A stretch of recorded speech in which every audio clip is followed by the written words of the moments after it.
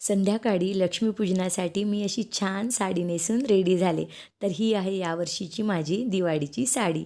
कशी वाटत आहे मला नक्की सांगा.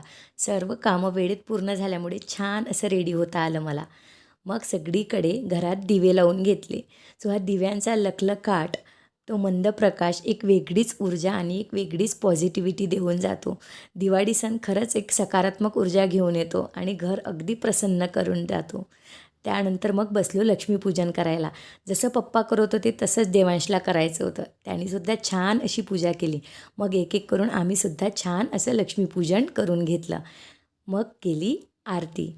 आरती झाल्यानंतर मस्त लाह्या बताशाचा प्रसाद ग्रहण केला आणि त्यानंतर मग घेतले सगळ्या मोठ्यांचे आशीर्वाद.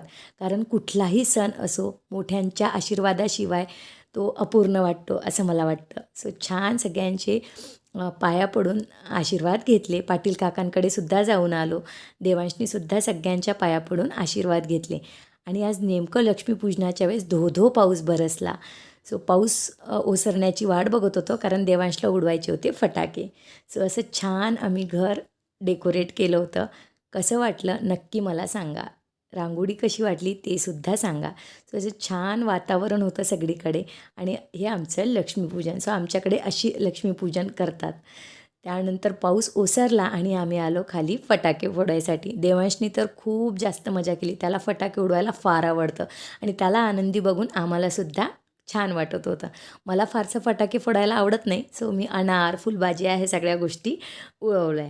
त्यानंतर सगळ्यात शेवटी हा 30 आवाजी फटाका फोडला आणि दिवाळी सणाचा गोड असा शेवट झाला. भेटूया आपण नेक्स्ट व्लॉगमध्ये. Till then bye bye.